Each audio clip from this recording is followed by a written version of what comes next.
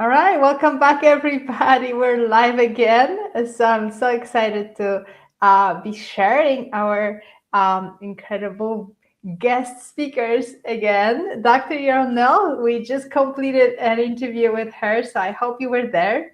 And Dr. Catherine Zagone, who was featured yesterday. And so we have really cool subjects and very important subjects to talk about. So what I would love to do, if we can have you both introduce yourself just in a few, couple sentences, and tell us about what your focus is, and perhaps like what kind of questions would you like to most focus on today? I can start. All right, who wants to go first, please? And lovely to be with both of you ladies. And Monica, thank you for hosting and creating this beautiful event. I'm Dr. Catherine Zagone. I'm a naturopathic doctor. I've been in practice almost a decade in Beverly Hills, and I specialize mostly in women's health and fertility. And I also co-founded a startup, Clockwise Inc., Clockwise with a Z, because I'm Dr. Z, and we help women test and rewind their biological clock so they can have healthy babies on their timeline. Beautiful. So, what kind of questions would you like to get, or like what kind of topics do you think that would be best to address if anybody has questions? I would say hormone questions, fertility questions, period questions, and healthy aging questions. Beautiful. Okay, beautiful. And Dr. Yarnell, I know we were just on live, but in case anybody missed it, can you just say a little bit about yourself and your focus? So it's so nice to meet you, Catherine and Monica. Thanks for so much for putting this together. I am a traditional naturopath, which is different than a naturopathic doctor in that I don't use pharmaceuticals, I don't do diagnoses, and I don't do any interventions like surgeries or anything like that. And I really focus on herbs and energy healing and dietary therapies, all those kinds of things that are a little bit outside of the conventional medicine realm. My focus is on empowering people with MS and other autoimmune conditions to help them reclaim their health and their lives and their futures naturally using natural protocols. Beautiful. So, so I want to encourage everybody to please post your questions in the comments. I can see them here. So we're going to be asking them to our experts, but also I just posted a link and you can jump on that link. And if you would like to ask your question in person, face to face, and get some individual help and coaching in what you may be working with, or empowering yourself to heal in your body. So welcome, and this is for you, everybody. We're here to serve you and answer your questions. So if I could start with Dr. Yarnell, a question that I have received previously from a viewer, talking about multiple sclerosis.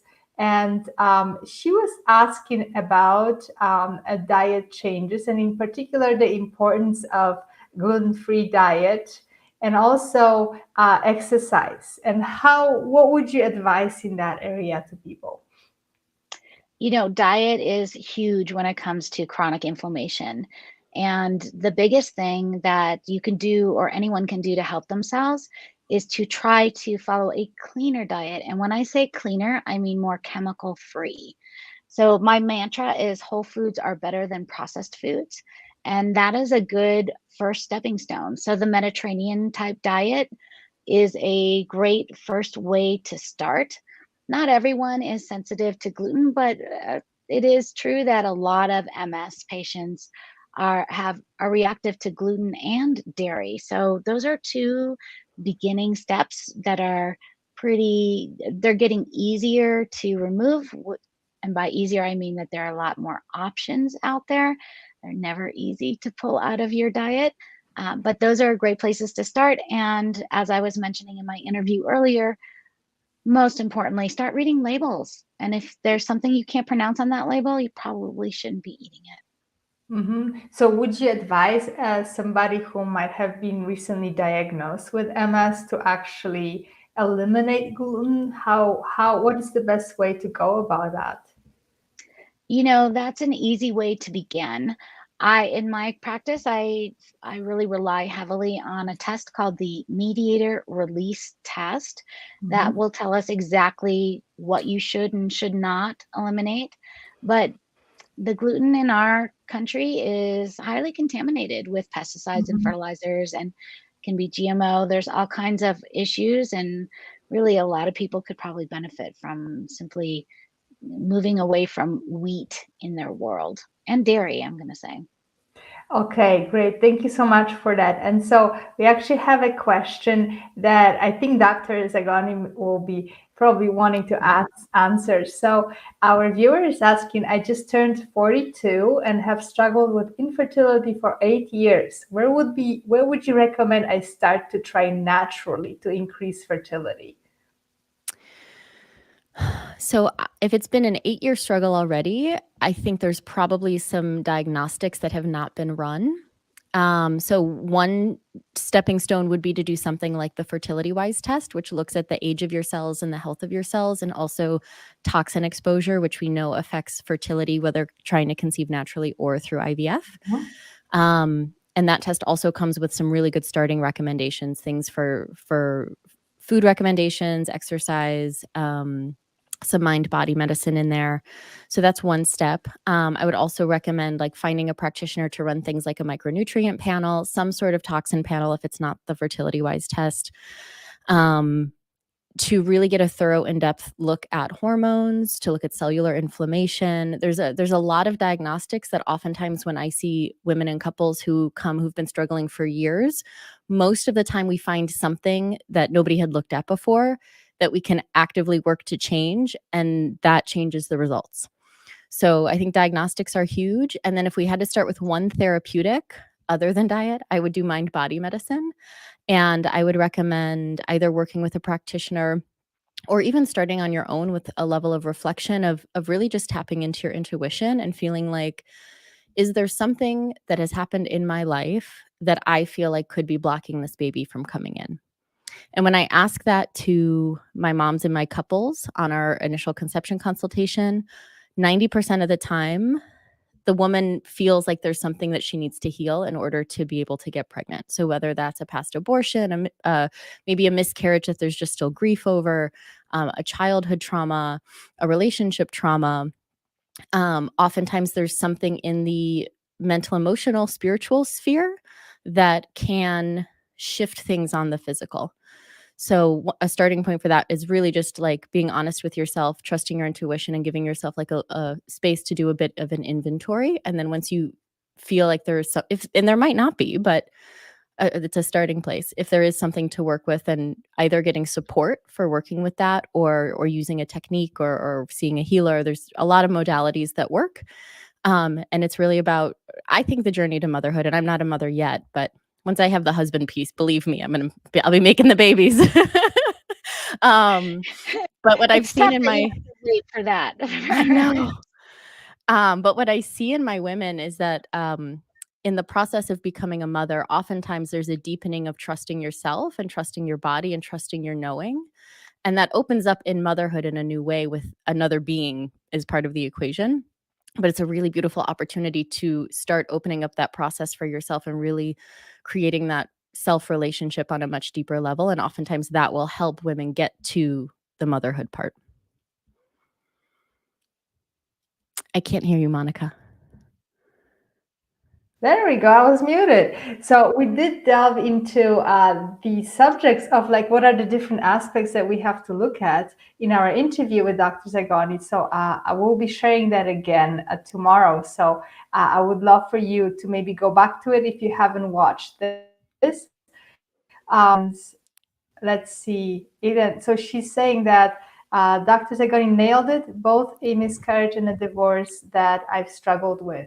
Well, that's beautiful. That's self-awareness. And I also posted the link if you are interested in checking the clockwise test that gives you information about the biological age. Dr. Yarnell, I mean, do you have anything to add in terms of, inflammation and how that can link to infertility? Oh, I think inflammation can cause all sorts of things to malfunction. And if we can reduce the inflammation overall, our systems are going to be allowed to function. No healing in the body can happen in the presence of inflammation. So we want to reduce the inflammation to allow any healing to happen that needs to happen and allow the systems to really function the way that they're supposed to. The human body is an amazing organism that for self-healing and self-regulating if we give it the environment that it needs to function in. And that includes removing the toxins, it includes having the Mhm. right nutrients, it includes all those nourishing habits that we do and even exercise and making sure that we're moving and moving our blood and moving our life force on a regular basis. Beautiful, right. And so that's a wonderful, natural way to start to look into your fertility is to look at the inflammation levels and implement those dietary changes that we were talking about with Dr. Yarnell too. And so actually Ruby's asking, and how to get the MRT test? So the MRT is an amazing test. You can absolutely get it through me. You don't want to just get a test and receive the results at home and try to figure out what to do on your own. This isn't a test where it would come back and say A, B, and C turned up high. Let's just avoid A, B, and C and go through our lives. Instead, you want to work with a practitioner who's a certified LEAP therapist like myself, who can Mhm. interpret that test. And what we do is we design a customized anti inflammatory diet based on X, Y, and Z, the least inflammatory foods for you to be eating. So instead of an elimination diet, it's more of a restricted diet where we keep you on the foods that we know for sure are not inflammatory for you because you have to eat. We want you to eat and we don't want you to go hungry, but we just want you to be able to know what the right foods are for you to be eating. So if you are interested in exploring getting the MRT test, please visit my website at elizabethyarnell.com. And at the bottom of every page, there's an opportunity to book a complimentary naturopathic health assessment. And Okay. that's a great way to start. Okay, oh no, I made a spelling mistake. I'm sorry, I was just posting that website. We'll post it again. Because we have questions coming. And so, again, another question about fertility. So, a viewer's asking, I just turned 41 and had my second miscarriage. I'm a very healthy woman, great diet, and exercised all my life. Found out I have MTHFR homozygous 677T. I apologize, I'm not a fertility expert, as you can see. That's okay. I know what you're I saying. know what I'm saying. I knew that I can just mess it up and you'll know. So she's been seeing tons of experts now, and she's even more confused. And on top of that, IVF is not an option because it is not necessarily about conceiving, it is about holding the baby. Mm-hmm. So the miscarriages could be related to the MTHFR mutation, or it could be other things as well. Mm-hmm. There are, without having like a full history, it's a little hard to, and I can't give any specific recommendations at the moment. So was there a specific question in there that I want to make sure I answer, or was she just... Well, I think the biggest concern was that IVF is not the option, and they can conceive, but holding the baby is the issue. So, Mhm. and also, I think what I'm hearing here too is that, you know, she has seen tons of experts, and now she's getting more and more confused. Gotcha.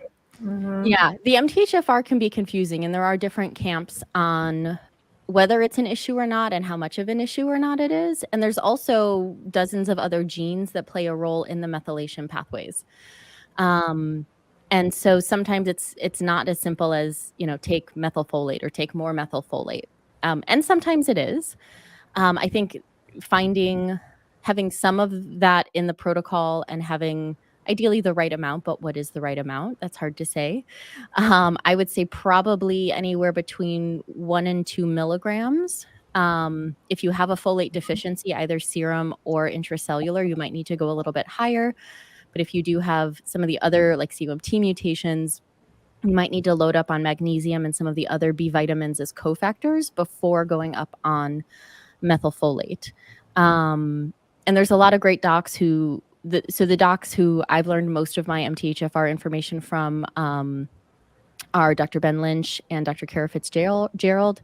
I love what they have to say about it. And I would also just make sure, so there's, like I said, a lot of reasons for miscarriages, and sometimes it's more DNA level, and that could be on either side, either partner.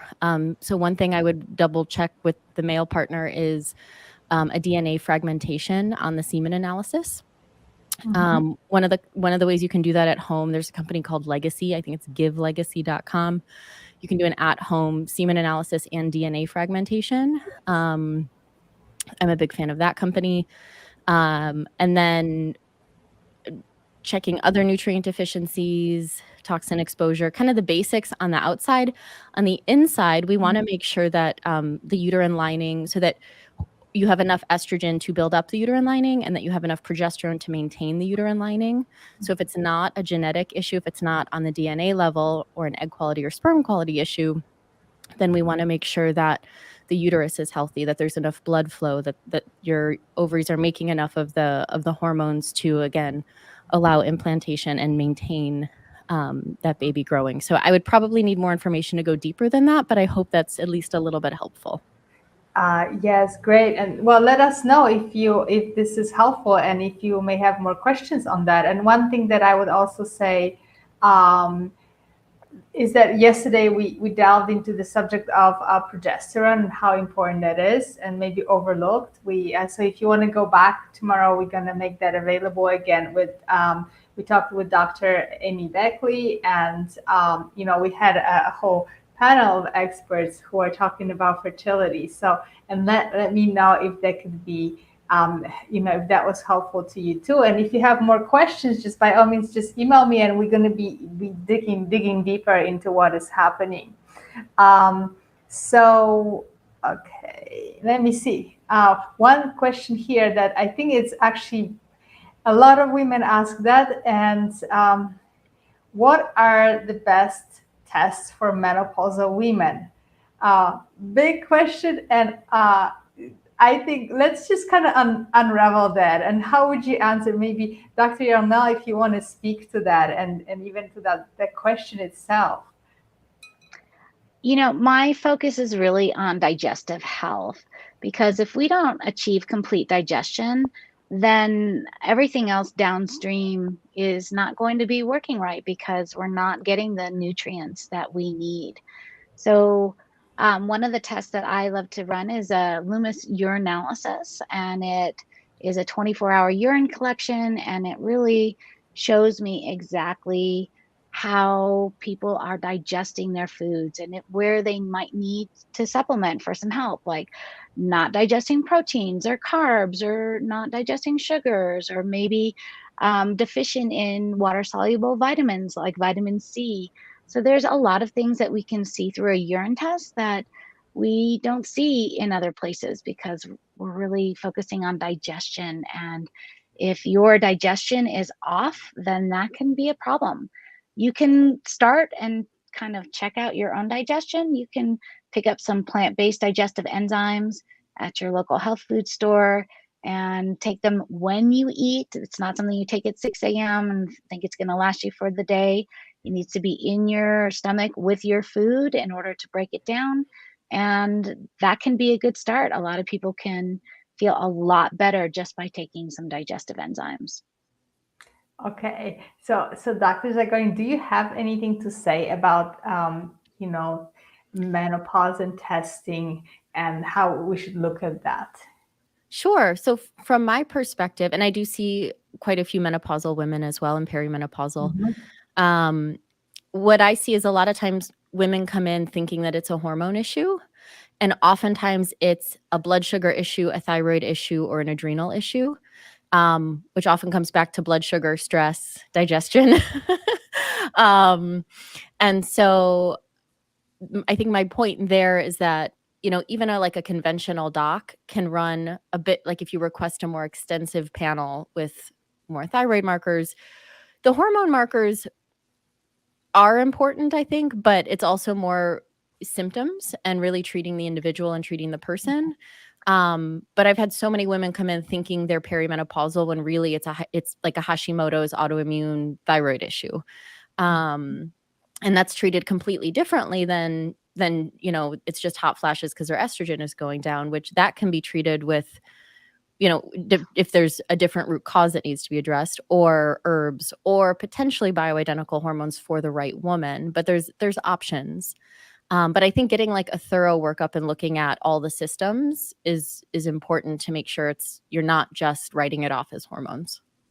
Yeah, that's very important. It's not just your sex hormones. Usually, I mean, they start somewhere else. So I appreciate that. And so another question in terms of fertility, I was diagnosed with low ovarian reserve. Can that be treated or helped in any way naturally? Yes.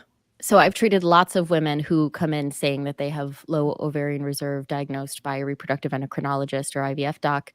And I've helped lots of women of many ages. So I've even had like as young as a 28-year-old woman who had a very low AMH and a very high FSH, and was told she had very low ovarian reserve, and that if she didn't make an embryo right away, that she would never have a baby. Yeah. And they didn't think they'd even be able to get like any eggs or embryos. And she actually has 2 embryos now. So, so that's on the younger side where there may be actually some pathology that's causing that to happen. And then from like an aging perspective, what we're finding, especially in the last 2 years, and especially with the research that I've been doing with Clockwise, is that if it's a function of aging cells, that we actually know we can rewind the clock on those cells now, make the cells younger. And then oftentimes what I see in practice is then the fertility returns to the age of the cells. And it really takes one good egg to make a baby. So even if you think you don't have that many eggs left, we still have lots of eggs in reserve. It's a matter of how do we send the right signals between the brain and the ovaries and within the ovaries to start to develop the right follicle to get that right egg. So it's more of a concern if you're going through something like IVF where they want you want to stimulate and get as many eggs as you can in one round. But I actually haven't seen it be that much of an issue for conceiving naturally, provided everything else is in order. So there's lots of hope. But again, I would recommend focusing on rewinding cellular age, rewinding that biological clock. And also another big component that's often missed in like the conventional reproductive health world is blood flow to the ovaries. So that can be physical, like it can be like a Mayan uterine massage. It could be with heat, so yoni steaming, sitz baths. It can be one of the things. I'm a biohacker, and so I'm like, how can I do this maximum benefit with like as little work or effort as possible? So oftentimes I'll do a castor oil over the pelvis with an infrared lamp. So you're getting the heat, you're getting the infrared and red frequencies, which the red activates the mitochondria in the ovaries. And we have more mitochondria per ovarian cell than we do anywhere else in the body. So mitochondrial health is very important, and mitochondrial health goes along with that cellular age reversal. So castor oil, red light with the infrared improves blood flow, helps the mitochondria, exercise, foods that help with nitric oxide, increase blood flow. So that you can go the more biochemical route, like food and supplement wise. You can go the more physical route, like temperature, movement, etc. But blood flow is important. Okay, belly dancing. I love that biohack. What a great biohack that is. Thank you For sharing that. Yeah. Everybody can use it. It's share. Yes, I love it. Dr. Yarnell, what are your 5 favorite biohacks for chronic inflammation, apart from what we already talked about? 5. So, well, a big one that is on my mind more and more lately is natural flavors.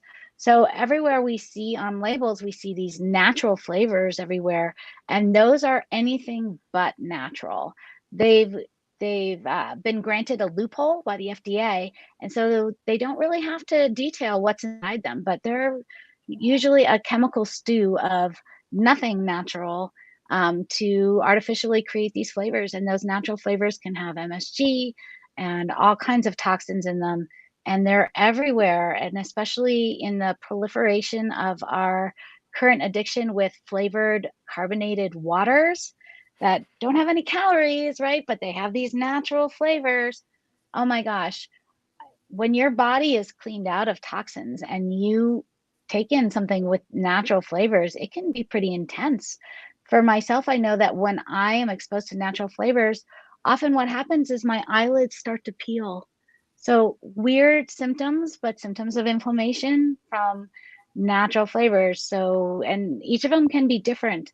I actually had an inadvertent natural flavors reaction 2 weeks ago after going to a fundraising gala, and that manifested itself the next day with a real pretty intense feeling of general malaise and almost like a super intense hangover where I literally could not get off the couch until after 3 p.m. that day, the next day.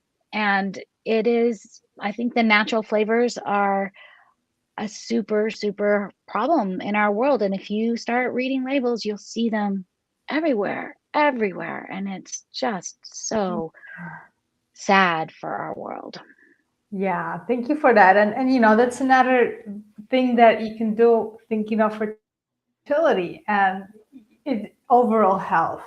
And you know, what I've been learning that fertility is really kind of a marker of our overall general health too. So there's so many different things that you know we can start doing, and so that's really exciting. Actually, Eden, in response to the conversation, said that she was turned away from 3 fertility clinics, and I'm actually interested if you could speak to that, Dr. Zagone, in terms of you know, going exactly that issue where you know, people can go to doctors and just not be taken seriously. What would you say to that? Well, so in the conventional reproductive endocrinology world, it's a different paradigm. So Mm-hmm. it's very much based on numbers. Mm-hmm. There's not a whole, and every doctor is different, but this is what I've seen like in general.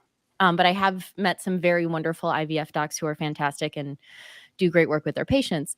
There's also the thing about statistics, meaning if they don't think they can help you, and they think that you're not going to, one, it's good if they don't think that they can help you, then it's good that they're not taking your money. There's also the component of they don't want to mess with their statistics, but I like to think that it's generally more of if they genuinely don't think they can help you, I'm glad they're not taking $20,000 from you. And I Mm-hmm. think it's important to find a doc who, one, believes in you, and two, believes that they can help you. And that's what I would say. Yeah. And I'm sorry that happened for you. Okay, Yes. thank you so much for that. I do want to ask you, Dr. Yarnell, about you know, MS patients who may not be finding the right doctor. What would you tell them? Let me back up just first and say that Mm-hmm. 2 treatments, kind of more holistic treatments that I've seen can be very helpful when you're trying to get pregnant can be uterine massage. So you might be able to find a uterine massage therapist Mm-hmm. in your area, or Shelley Torgrove is a female herbalist, and she has some online courses where you can learn how to do your own uterine massage, because I'm sure, as Dr. Zagone realizes, a lot of people's uterus is kind of not in the right place necessarily, kind of skewed, and we can fix that. Who knew? We can fix that. And then the second one might be acupuncture. It might be a solution that you might be able to find local to you, and get some acupuncture to help that energy flow through. So I'm sorry, Monica, but your question was to me specifically about MS. Would you repeat it for me? Yeah, well, I was just following a bit on the conversation in terms of finding the right doctor and Oh, maybe not finding the right help, and especially particularly in case of MS. it's tough. I mean, I was diagnosed with MS in 1998, so a long time ago. And my dad is a neurologist. Ah, And so he was very much about the conventional therapies, which I started on immediately, a disease modifying therapy, injectable. I had terrible, terrible, terrible side effects for several years until I realized my body was telling me that this was not the right way. And it was not stopping my disease progression. So unfortunately, most conventional MS doctors aren't really aware of the alternatives. They might say the things that my doctor says, not my dad, but my actual MS doctor, which is, oh yeah, it's great to have a healthy diet. I don't know what that looks like, but yeah, everyone should have a healthy diet.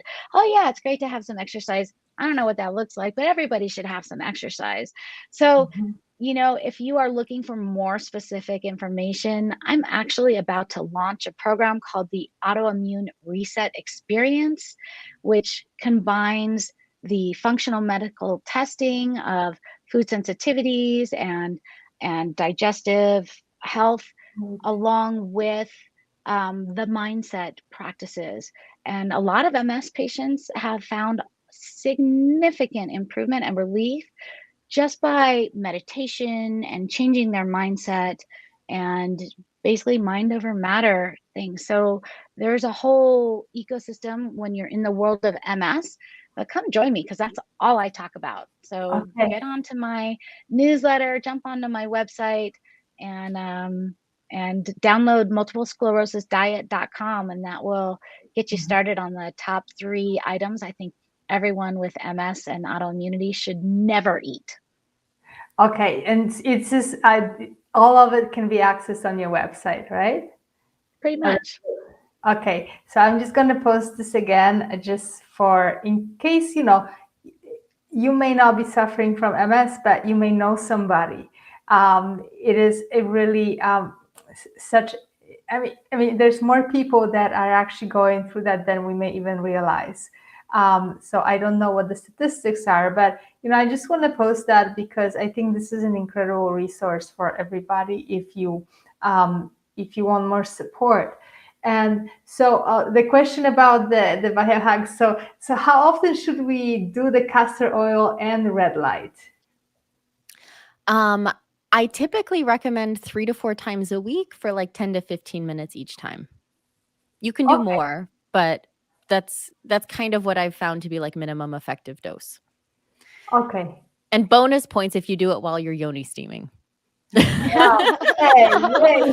You should see the setup I have in my house. Like I literally have like the clamp with the light like attached to a shelf, and then I've got like the yoni steam seat with like the burner, and it's a whole setup. But Well, Oh, I appreciate that because I I've been trying to love picture. I'm like, how do you do that at the same time? it. So how do you go about getting a yoni steamer? Or like maybe some people that like haven't even heard about it before. yeah, I mean, there's a few different resources. Steamy Chick is a great resource. They're actually doing a lot of clinical research on using yoni steaming or peri-steam hydrotherapy for all sorts of conditions, for fertility, for endometriosis, for fibroids, even during pregnancy and labor, postpartum, vaginal infection, all sorts of things. And then I also love Kitara Love, Kitara Love. And she does herbs and like beautiful handcrafted wooden thrones, and different supplies and things, and also has good resources. So those are the 2 resources that I give to my patients when we talk about yoni steaming and when I recommend it to them.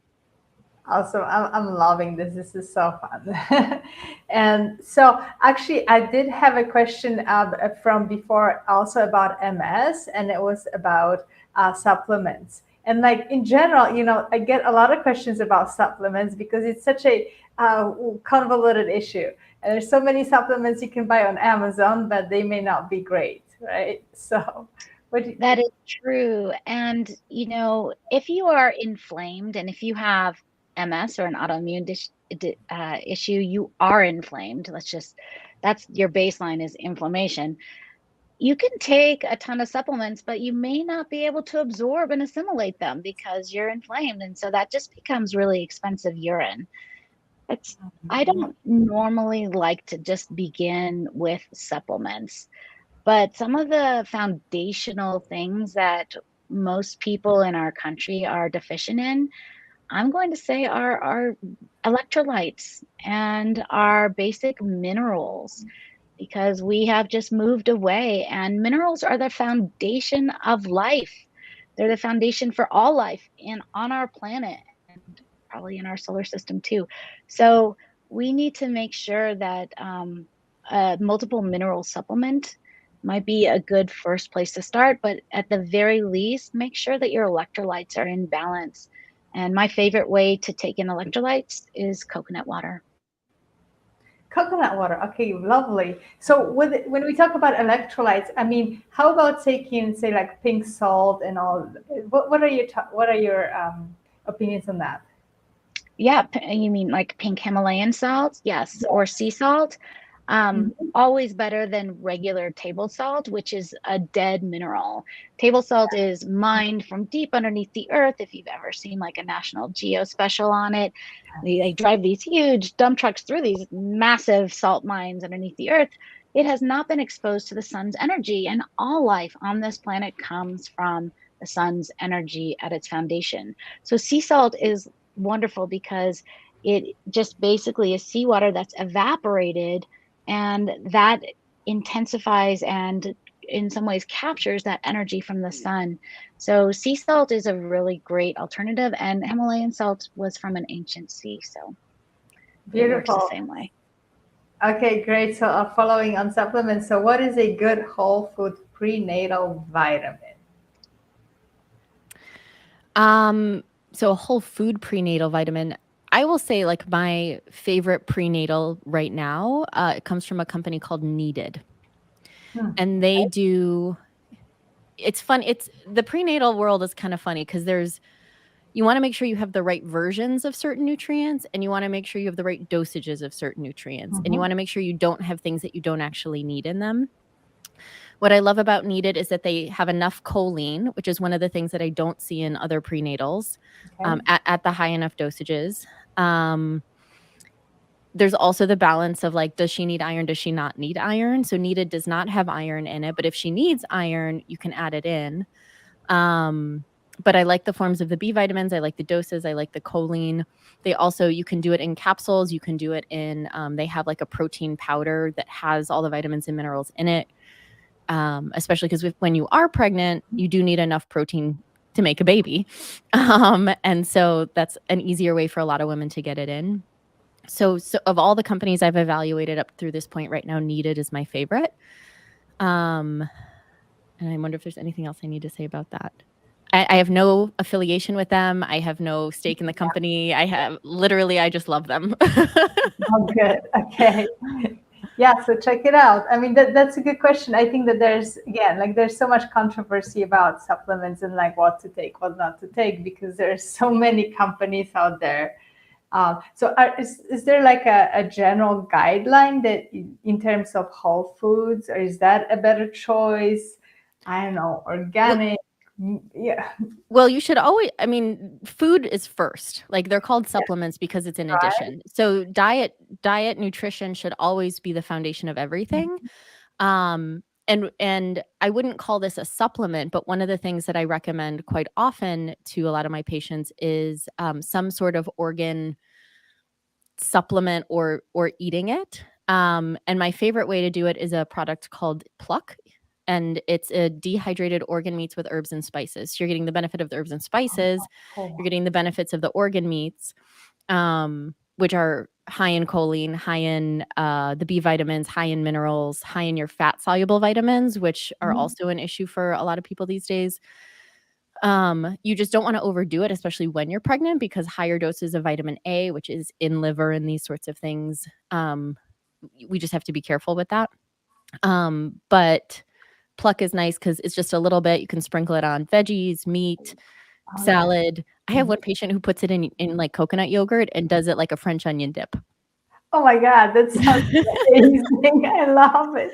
So that would be like more of like a whole food supplement that I would recommend. But it's I think from my perspective, like with my patients, I'm oftentimes measuring a lot of these nutrient levels, and so I want to know exactly how much is getting into them, to what we can discern, because a lot of the times, even if we're eating all the right things, I still see a lot of nutrient deficiencies, oftentimes because of gut issues. So that means, one, we have to heal the gut, and two, we need to make sure that we're doing a little bit higher doses, at least for a period of time, to make sure we're replenishing to sufficient and optimal levels. Okay, great. So it's a PLUCK, Pluck? Pluck. Eatpluck.com. They have new flavors out. I just saw them at the biohacking conference and tried all the flavors. Coconut flavor and chocolate flavor maybe too. I haven't tried chocolate. They have like a spicy, and they have a garlic, and they have an unflavored, which is just organ meats, which I haven't tried. But if you're courageous, go for it. Great. So we're approaching our time. I just wanted to maybe sum up, like, if Dr. Yarnell, Dr. Zagone, if you have sort of like one sentence to end with, and something that you really wanted to bring to our audience. I'll just end with whole foods are better than processed foods. And if all you get out of today is to choose to cook your dinner instead of getting a fast food for one night, that's a benefit for your body. Every time you go to eat something, you have an option to make a choice on what you put into your body. And if you can replace your regular McDonald's meal with something that is fresh and healthy, I have a cookbook called Glorious One Pot Meals, makes it super, super easy, but anything that you can do to get all of those chemicals and preservatives and artificial flavors, artificial colors out of your life, that will be better for you. Beautiful. Yeah, I know your famous cookbook, so I bet you can be accessed on your website as well, right? Yes, definitely. Beautiful. How about you, Dr. Zagone? Is there something that you maybe, really want our viewers to know? I would say that the mind, emotional, and spiritual connection is way more powerful than the physical body. And so whether that's, learning how to make a new choice and choosing to cook at home, or whether that's healing something from your past that could be holding you back as far as your greatest expression of health and or fertility, just remember to make sure to look in those places and really trust yourself in going there. That's what I would say. Beautiful. Thank you so much. Well, this was fun. I hope we brought some good value to you, everybody. And please continue sending the questions, because we're here for you. So if you want to email me any of your questions that maybe have not been addressed, or maybe if you missed this live, I will be getting you your answers, so you can answer any of the emails that you're getting from us. So, well, thank you again for all your time and just being here with us, and commitment to all the work that you do, Dr. Zagone, Dr. Yarnell. It was a true pleasure to have you back on. And thank you, everybody, for participating. I hope you got great value from this. I know you have. So we'll see you soon, and we're going to see you in very shortly on another interview. So please come back. Thanks, Monica. All Thank right. you. Bye-bye.